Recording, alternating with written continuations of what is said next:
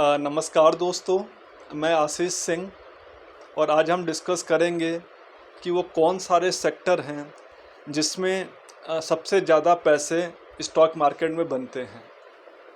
तो इसका कोई राइट और रॉन्ग आंसर नहीं है, और अगर आप मुझसे पूछोगे तो मैं यही कहूँगा कि मुझे नहीं पता है, क्योंकि मैंने ये देखा है कि कुछ लोग पीएसयूज़ में इन्वेस्ट करके पैसे बना लेते हैं, कुछ लोग ईपीसी कंपनी में इन्वेस्ट करके पैसे बना लेते हैं, कुछ लोग बैंकिंग में पैसे बनाते हैं, कुछ लोग रियल एस्टेट में पैसे बनाते हैं, कुछ लोग फिनटेक में पैसे बनाते हैं और कुछ लोग एफएमसीजी और आईटी में पैसे बनाते हैं। लेकिन सही तरीका क्या है? तो अगर मुझसे आप सही तरीका पूछोगे तो मैं आपको यही बोलूँगा कि जो सेक्टर आपको पसंद है, जिसके बारे में आपको नॉलेज है, जिसके बारे में आपको पता है कि इस सेक्टर में बिज़नेस कैसे होता है, ऑर्डर बुक कैसे बनते हैं, डीलर कैसे ऑर्डर देते हैं, अगर आपको सिस्टम का वैल्यू चेन पता है और आपको सेक्टर के बारे में अगर आपको नॉलेज है, तो उस सेक्टर में आप इन्वेस्ट करिए, आपके पैसे बनेंगे। और अगर आपको किसी सेक्टर के बारे में कोई आइडिया नहीं है या आपको सेक्टर के बारे में नॉलेज कम है, तो हमें क्या करना चाहिए? तो बेसिकली इस क्वेश्चन का आंसर देने के लिए ही ये मैं आज का आपको वीडियो बना रहा हूँ। तो अगर आप 50 साल का डेटा देखोगे वर्ल्ड वाइड और इंडियन स्टॉक मार्केट का, तो आप देखोगे कि 3 सेक्टर हैं जिन्होंने सबसे ज़्यादा पैसे बनाए हैं और सबसे लंबे समय तक बनाए हैं, और इसीलिए इन 3 सेक्टर को मार्केट में एवरग्रीन सेक्टर कहा जाता है। तो वो है बैंकिंग एंड फाइनेंस, दूसरा है आईटी और तीसरा है एफएमसीजी। तो ये 3 सेक्टर ऐसे हैं जिसमें लंबे समय तक पैसे बने हैं। बाकी सेक्टर में पैसे 5 साल बनते हैं, फिर अगले 15 साल नहीं बनते हैं, फिर 10 साल बने, फिर अगले 15-20 साल नहीं बने, तो बहुत लंपी होते हैं रिटर्न।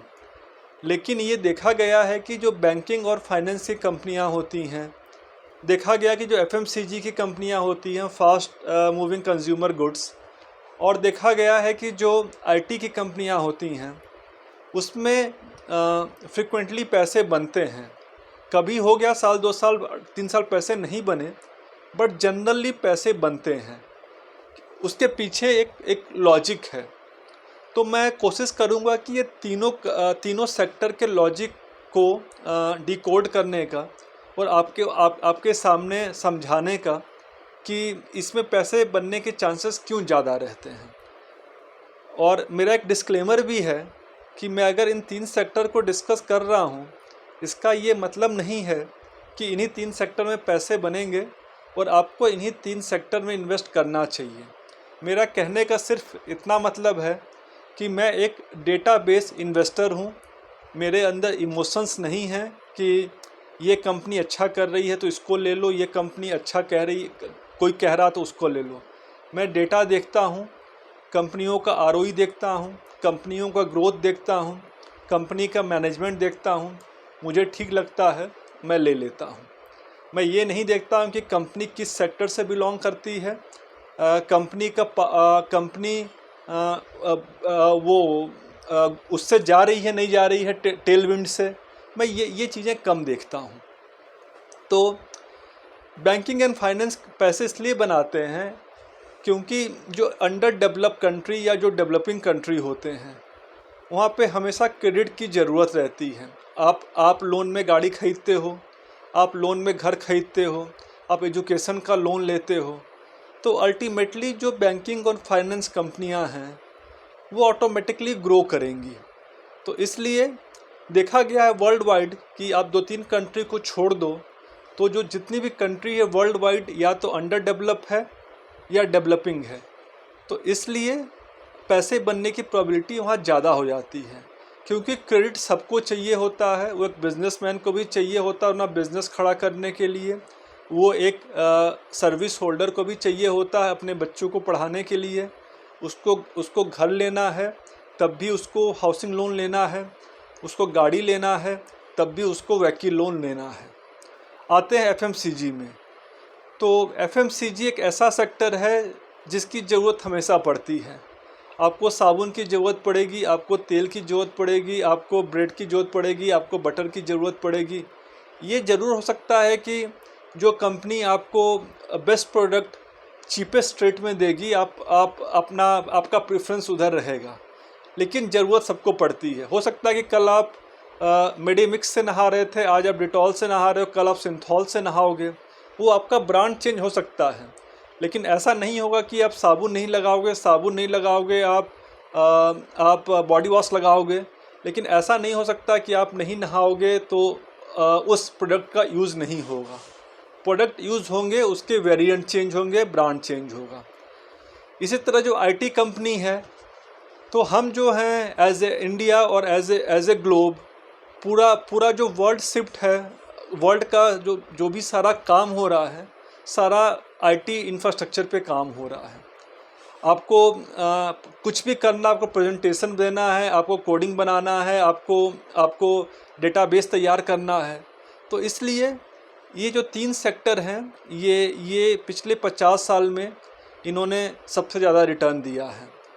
तो क्या ये ज़रूरी है कि आगे भी यही 3 सेक्टर रिटर्न देंगे?